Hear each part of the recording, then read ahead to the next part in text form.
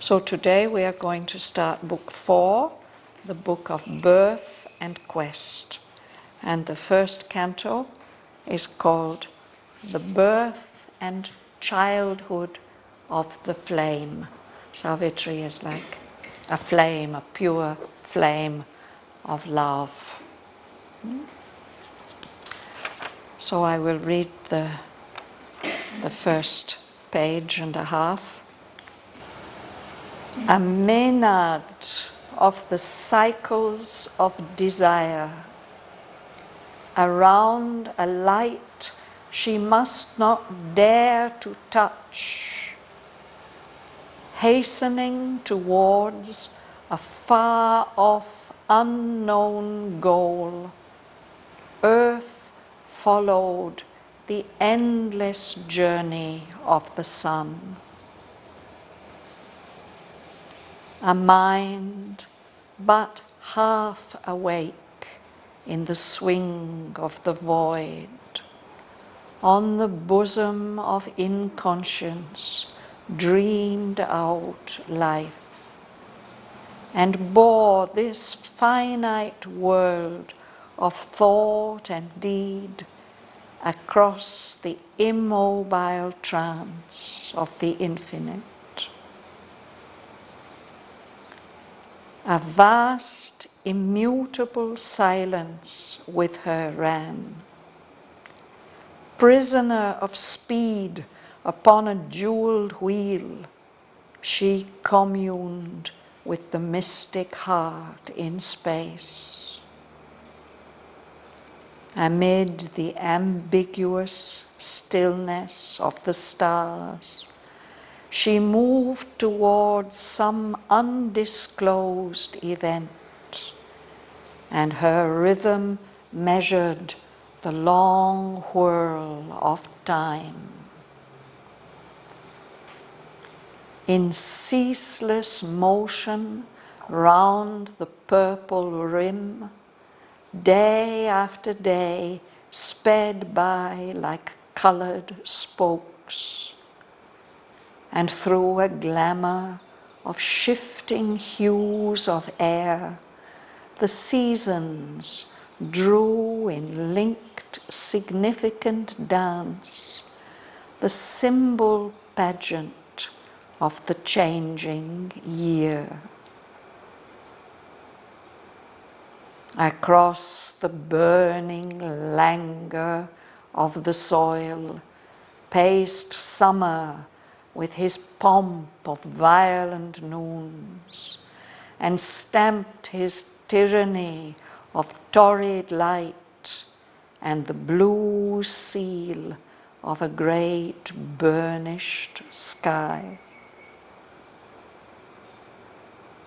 Next, through its fiery swoon or clotted knot, rain tide burst in upon torn wings of heat, startled with lightnings, air's unquiet drowse, lashed with life-giving streams the torpid soil, overcast with flare and sound and storm-winged dark, the star-defended doors of heaven's dim sleep.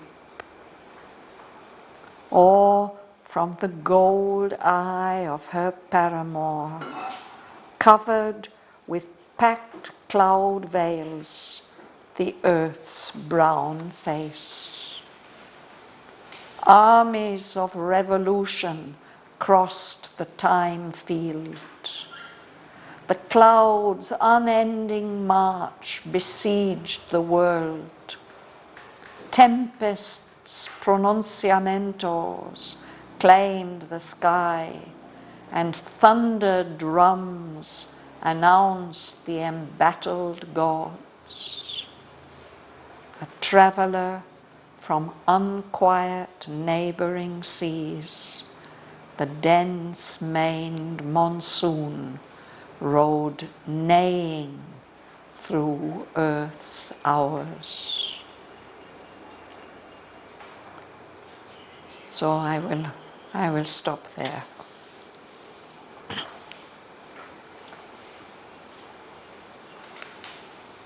So right at the beginning of the first line, we've got a new word, a menad. A menad is a Greek word, and it means one of the female worshippers of the ancient Greek god Dionysus. Dionysus was the god of wine, of Ananda, the god who brought a kind of divine intoxication. And he was worshipped by women who danced around his image in a circle, in a state of ecstasy, of trance. So, dance is used as a form of worship. As a form of worship, yes. And in other countries also. But this is especially the way they dance in a circle around the deity. So here he says the earth, our planet Earth, is like a menad. And it's as if she's dancing around the sun in a circle.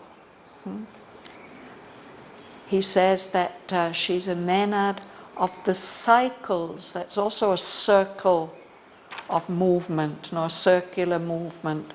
The cycles of desire, as if what's keeping this circular movement going, it is desire. So she's a menad of the cycles of desire, and she's dancing around this light that she must not dare to touch. The earth has to keep at a certain distance from the sun. She would be destroyed if she went too close. So she mustn't dare to touch it. Nevertheless, the earth is not just going around in circles. There is a journey, a movement. She's always hurrying as she goes around, but her goal she will reach in spirals. And this goal is far away, unknown. The destiny of the earth is not clear.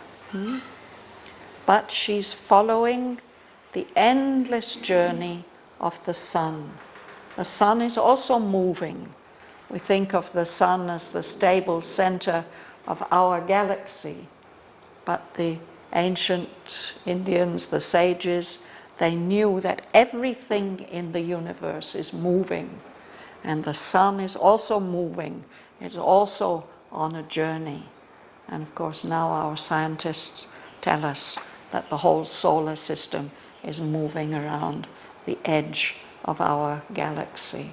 And the galaxy itself is moving in space. Not just turning, but also moving. Everything is moving in this moving universe. A mind but half awake in the swing of the void, and the bosom of inconscience dreamed out life, and bore this finite world of thought and heat across the immobile trance of the infinite. So this earth has a consciousness.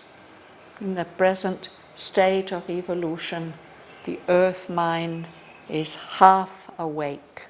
We are in a state of ignorance. We are still waking up. We, human beings, we represent the mind, the consciousness of the earth.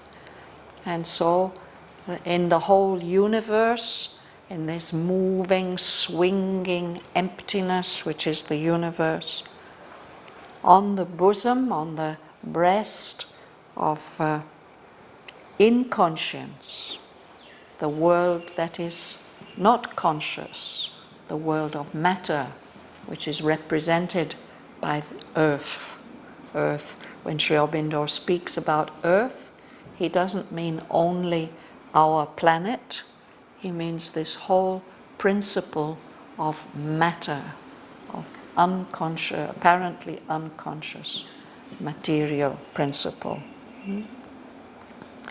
So on the bosom of the inconscious, there's this mind which is dreaming out life, this half-awake mind, this life, all this life that we experience here, it's like a kind of dream. And this, we could say, the consciousness of Earth is carrying this whole finite world, this limited world, where thought goes on and conscious action goes on. It's carrying it through space, across this immobile trance of the infinite. So there's something that doesn't move, that is immobile. It's this concentrated consciousness of the infinite being which has given rise to this universe. And the earth is traveling through it.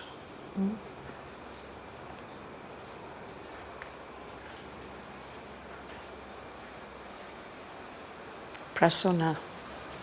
Across the immobile trance of the infinite, a vast immutable silence with the land, resident of speed upon a jeweled beam. She communed with the mystic heart in space.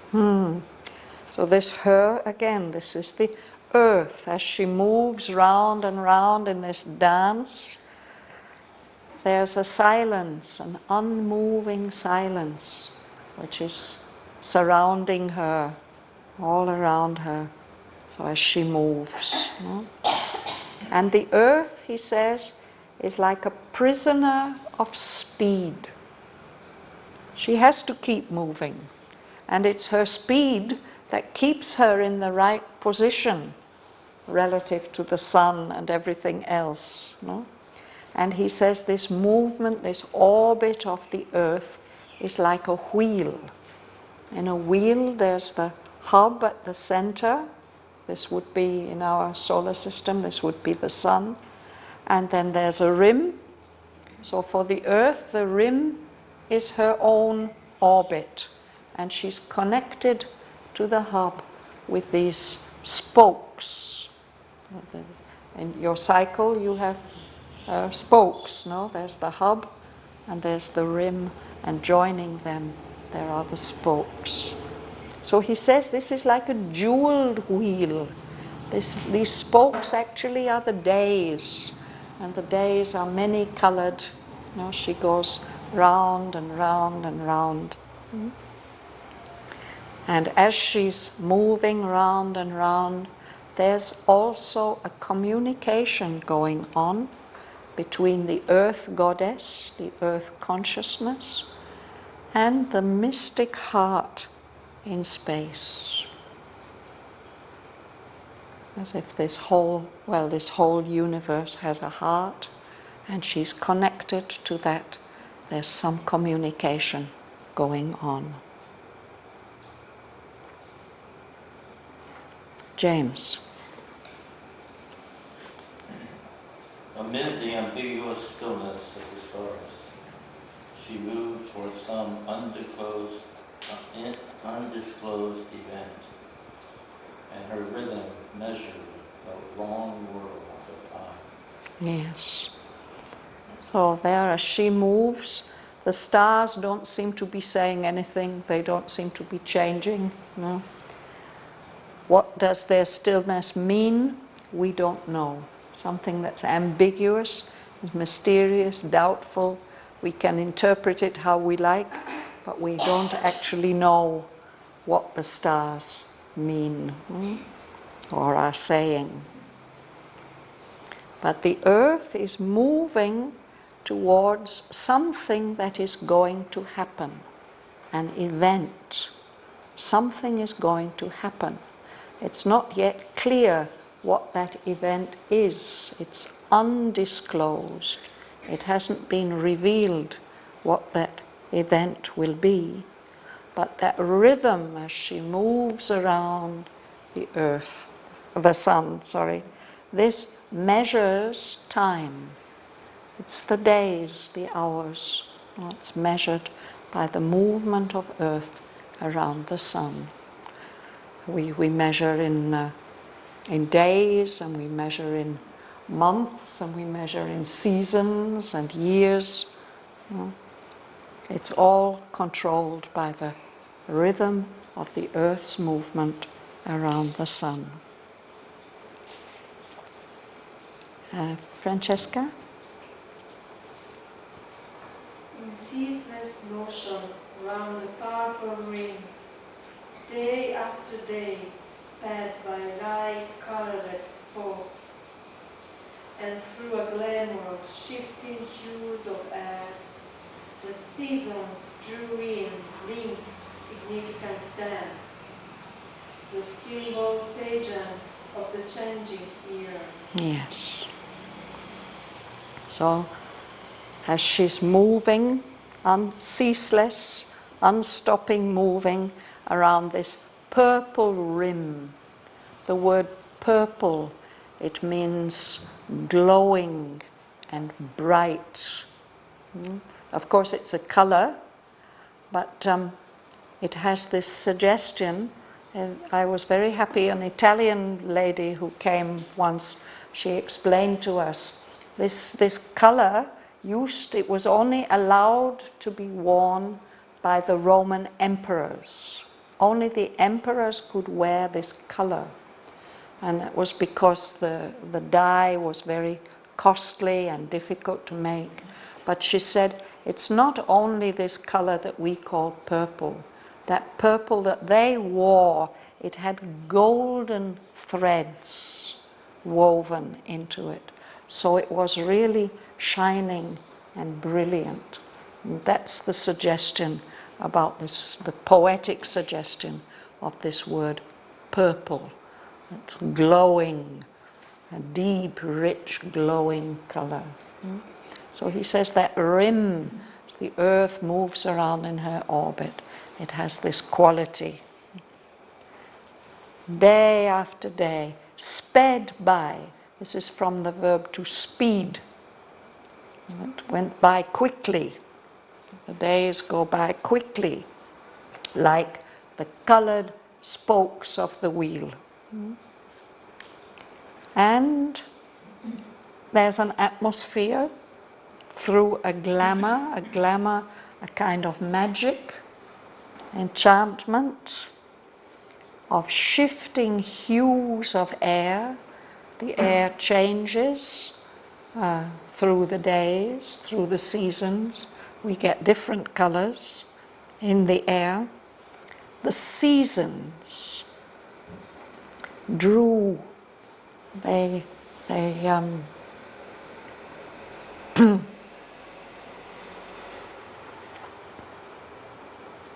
has two meanings, other meanings as well, but here it's as if they are outlining. What they are outlining is the pageant. A pageant is a display, a procession in which a kind of story is enacted. We have these moving floats, we call them, and on each of these floats some kind of scene is being shown. The original pageants used to be processions. People would walk along a significant route and they would stop and act out a scene of the story they were commemorating. And then the next place, the next scene, the next one, like that. So he says the seasons of the year, they are enacting, they are presenting a pageant, a story that has a meaning. He says it's a symbol pageant. It has a symbolic meaning. Each of the seasons has its own symbolic meaning. And he's going to bring out that symbolic meaning of the seasons as he takes us through the year.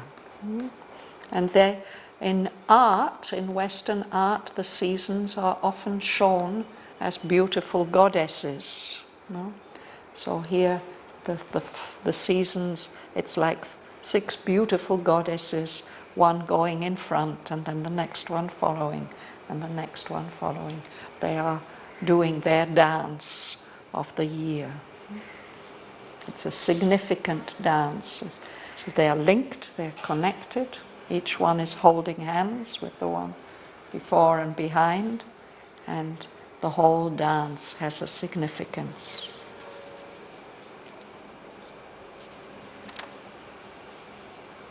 Vera, would you read? Across the burning lacquer of the soil, paced summer with his pomp of vibrant moons, and stamped his tyranny of torrid light, and the blue seal of a great burnished sky. So here he shows summer. He's the first one to come in this series that he's describing as a god. He's pacing, he's walking. As he walks, the soil becomes very hot, burning, but also sleepy. Languor, it's when you don't feel very energetic. The earth heats up. And he's a god who has a kind of entourage, beings surrounding him. He walks in pomp. It means it's as if there are musicians and attendants with him and bright colors. Violent noons. There are times when in the middle of summer it's as if the sun is a great lion in the sky there roaring at us. The hottest part of the day is somehow very, very powerful and intense, violent noons. Noon is the time when the sun is directly above. So there, he doesn't allow anything else to happen, only this burning heat, this tyranny. A tyrant is a king who only his will must be done. He doesn't listen to anybody else. This torrid light, torrid means hot, burning. And he shows us this blue seal of a great burnished sky. Burnished as if the sky has been polished. And it's shining down the whole, it's not just the sun, it's the whole sky is sending down rays of light.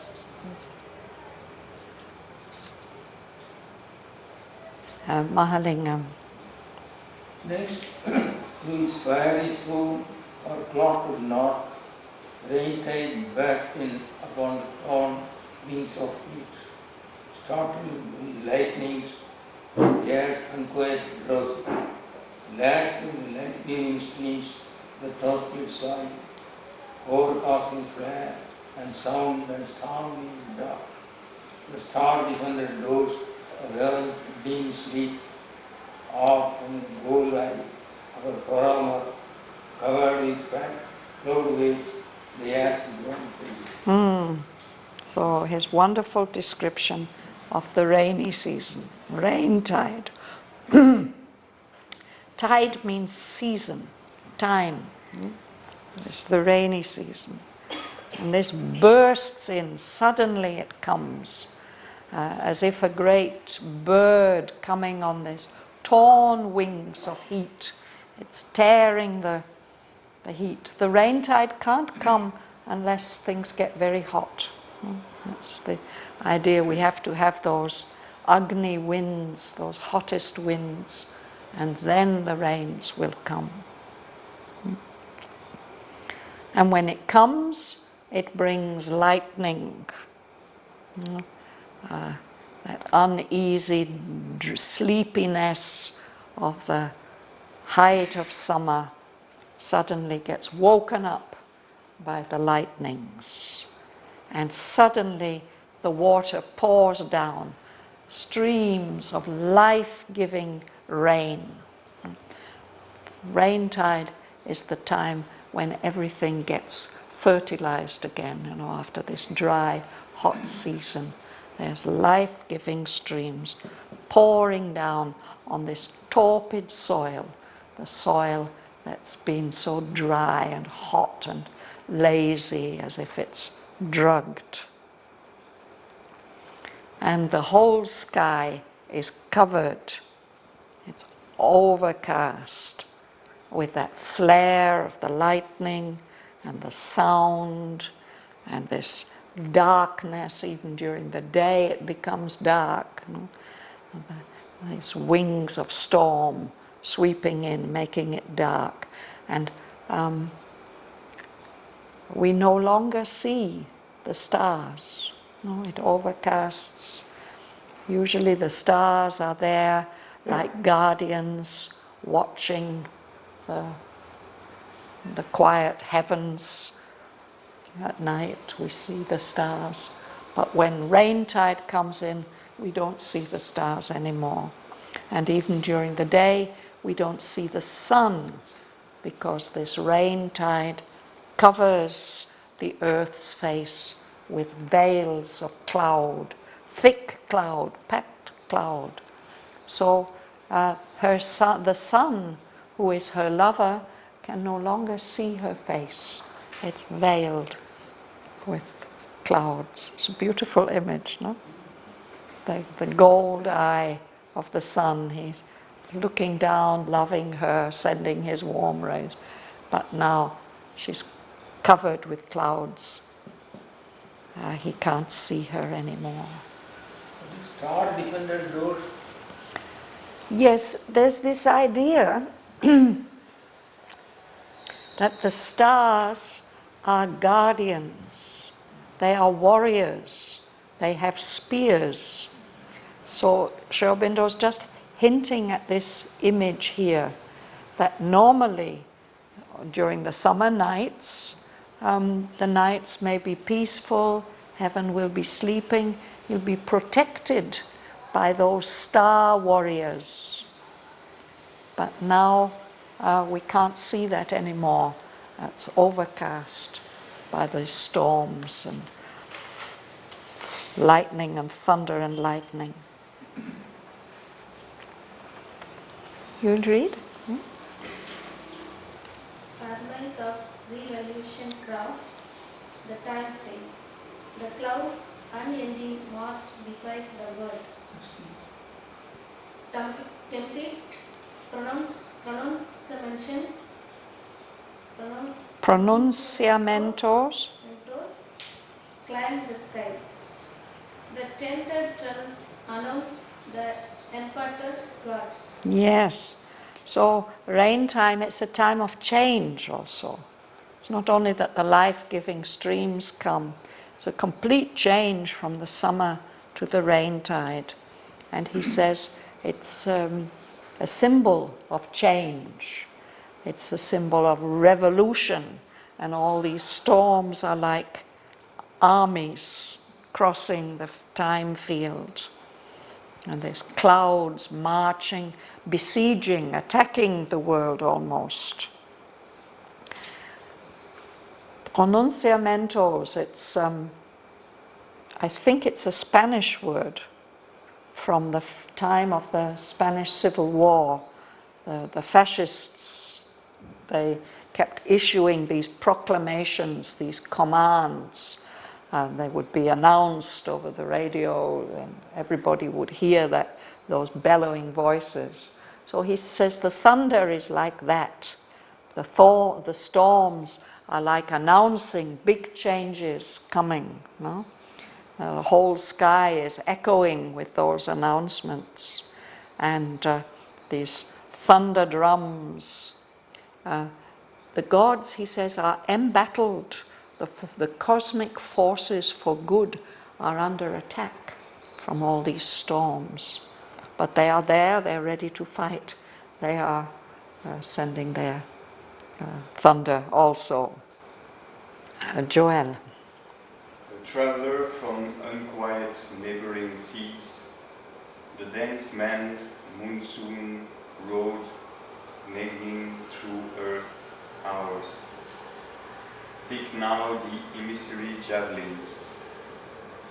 Enormous lightnings split the horizon's rim, and heard from the quarters as from contending camps, married heaven's hedges, steep and bare and blind. I think we'll pause there, it's a long sentence. So the monsoon comes. It comes in from the seas. It's coming from these. And of course, when it comes, the seas get stirred up. They're unquiet.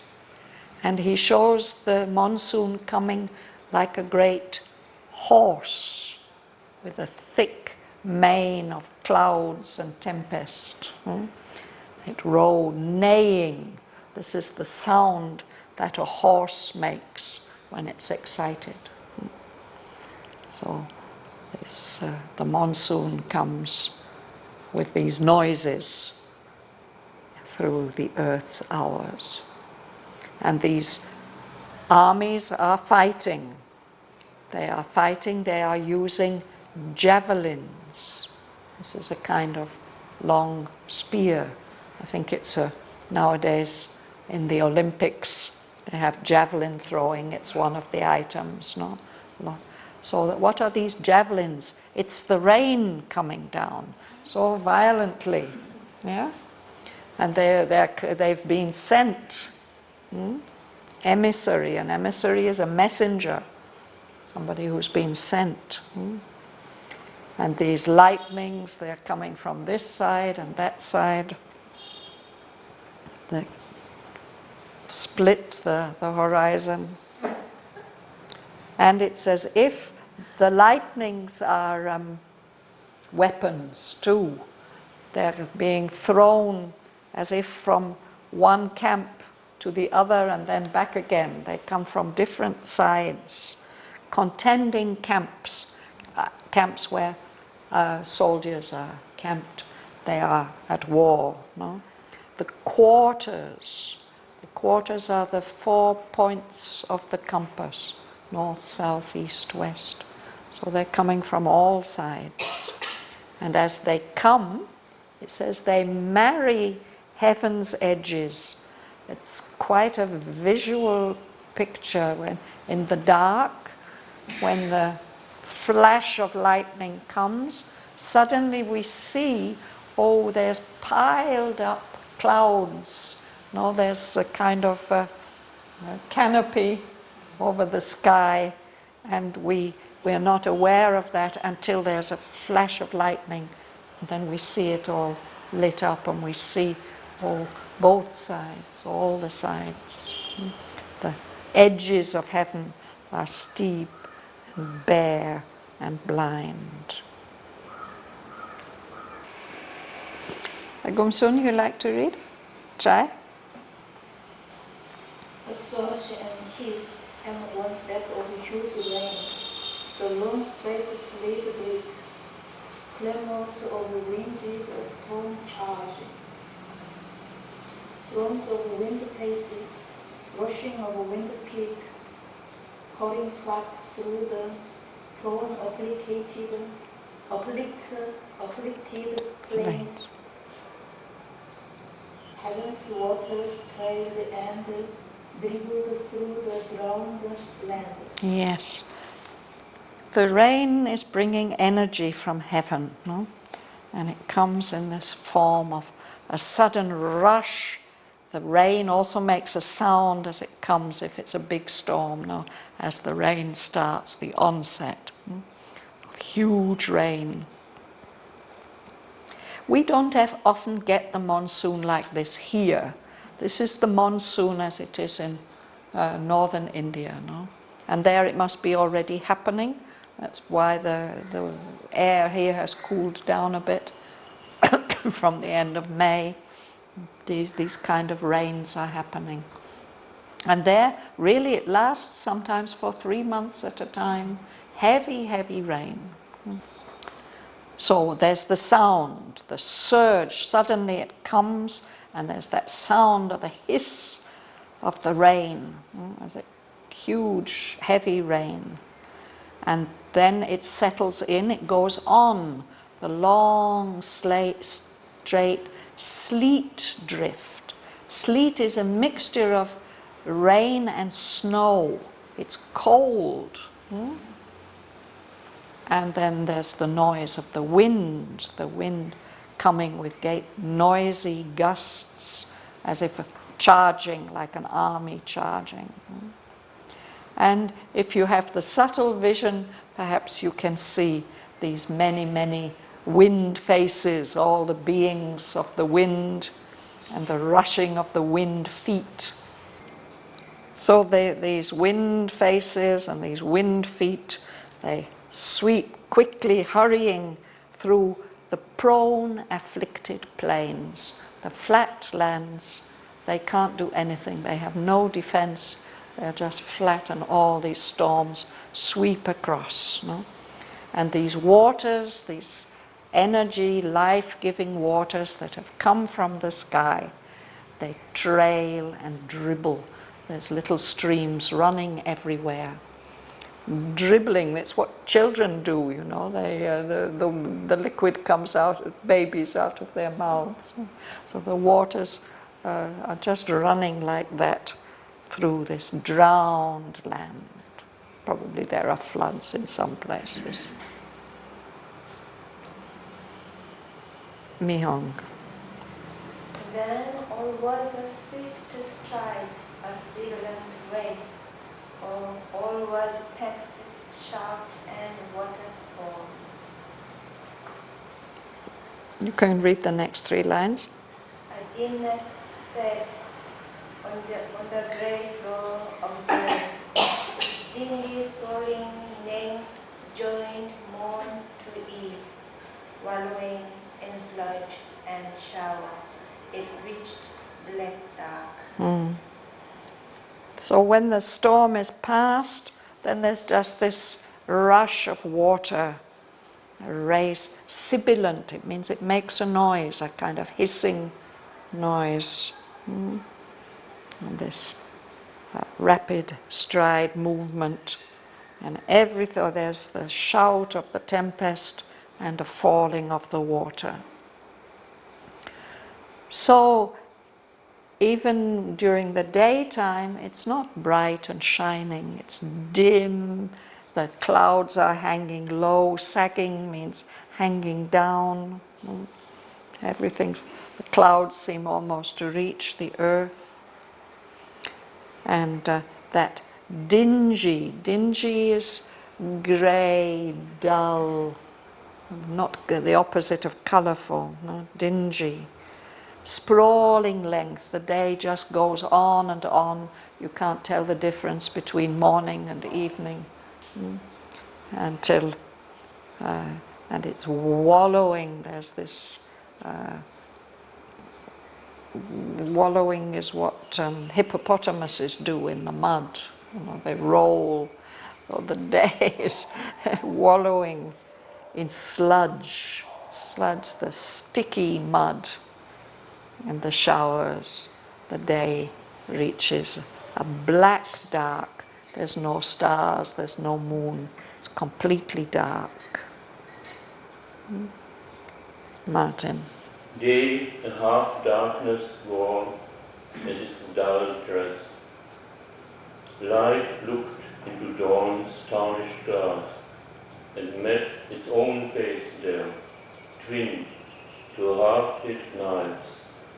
Downpour and drip and seeping mist swayed all, and turned dry soil to pork and reeking mud. Earth was a quagmire, heaven a dismal block. None saw through dank, trench weeds the dungeon sun. Yes. So the daytime has this twilight, this half darkness, that's its dull dress. Dull is like dingy, colorless. And okay, the light comes at dawn, but the glass, the mirror of dawn is tarnished. You have an old mirror, it's got lots of spots and it doesn't show your face clearly.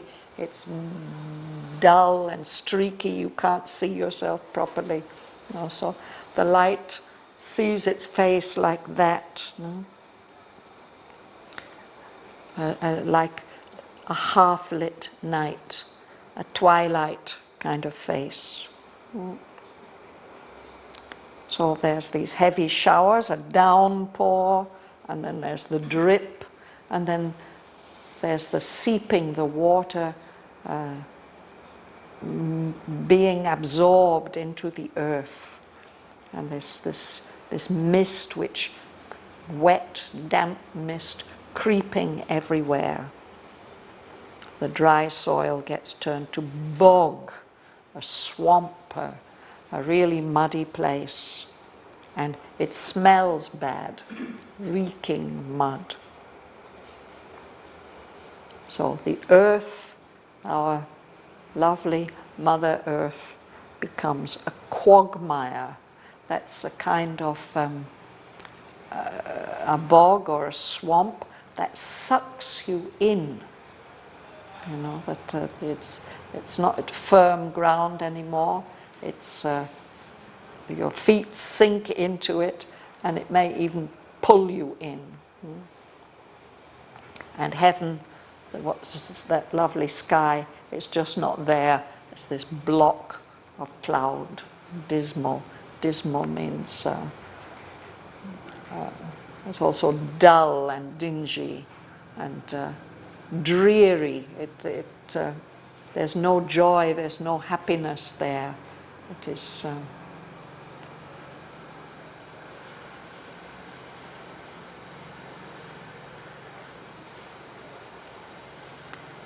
Did we read this last line? None? Yes, yes. So for weeks and weeks and weeks, dank.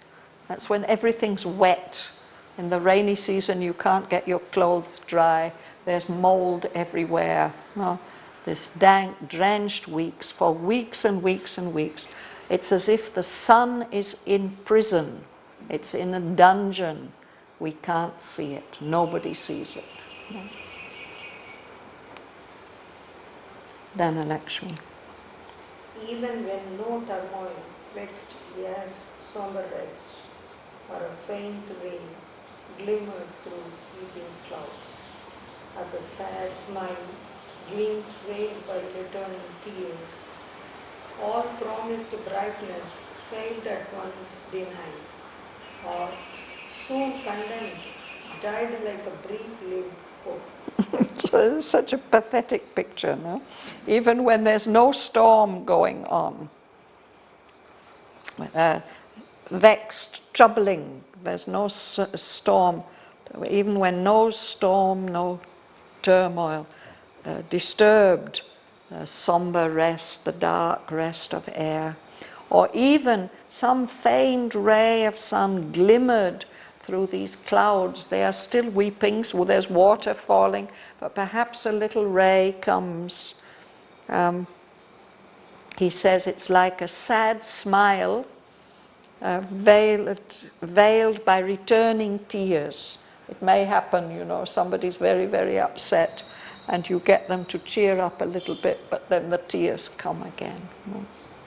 So all promised brightness failed at once, denied. You think, oh, now at last the sun is going to come. No, it's not going to come. Or if it does come, if it comes just for a moment or two, it's soon condemned. No. It gets punished. It gets capital punishment. It died like a brief-lived hope.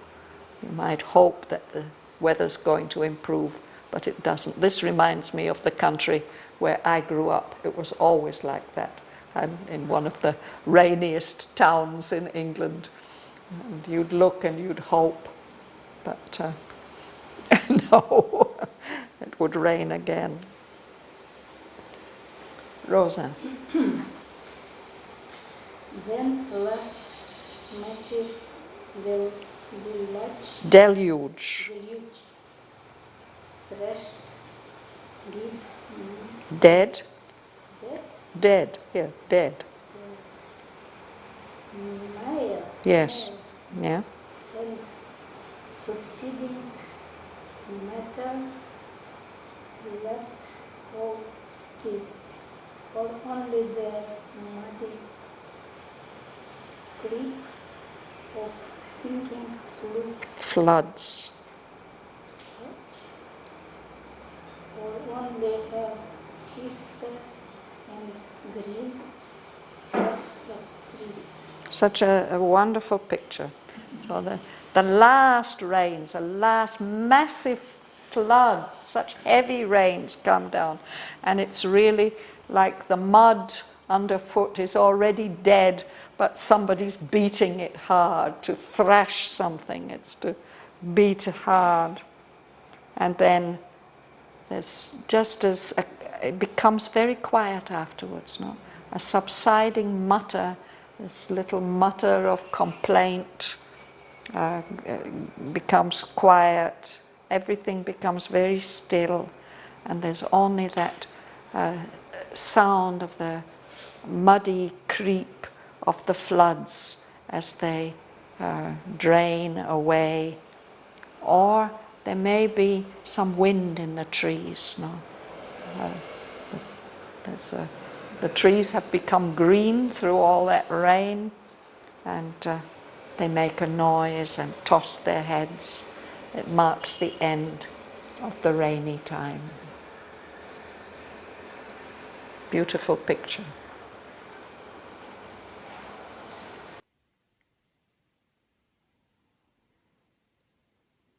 A maenad of the cycles of desire, around a light she must not dare to touch, hastening towards a far-off, unknown goal, earth followed the endless journey of the sun.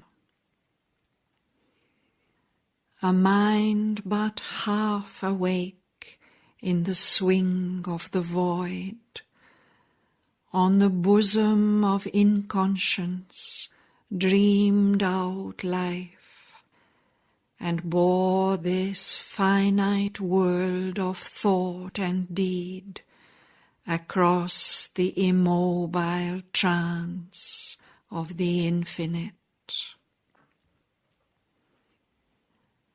A vast, immutable silence with her ran.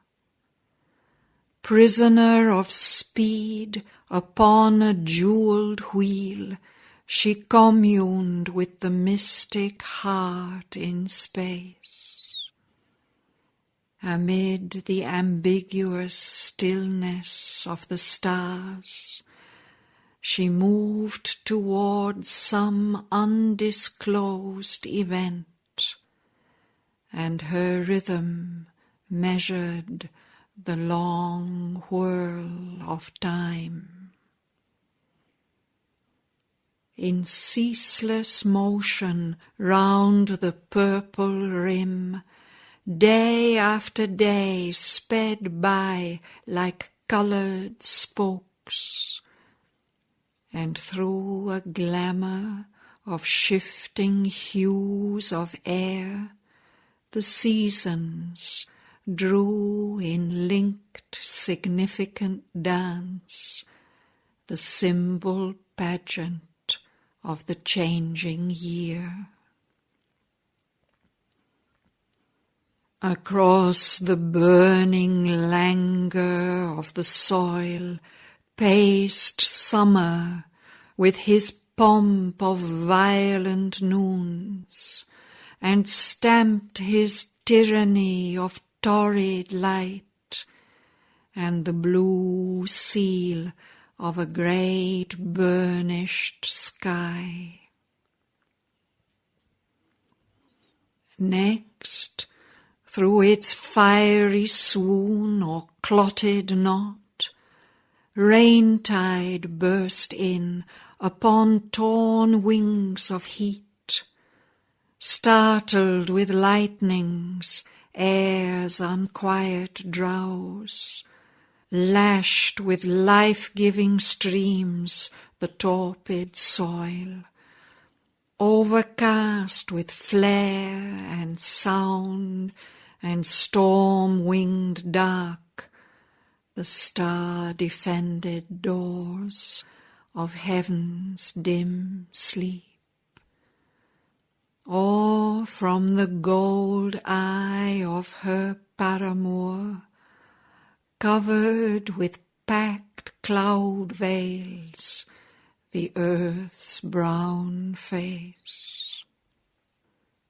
Armies of revolution crossed the time field. The clouds' unending march besieged the world. Tempests' pronunciamentos claimed the sky, and thunder drums announced the embattled gods.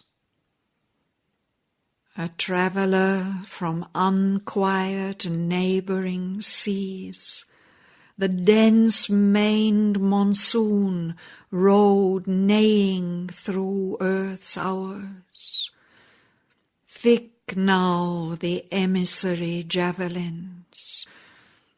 Enormous lightnings split the horizon's rim, and hurled from the quarters as from contending camps, married heaven's edges, steep and bare and blind.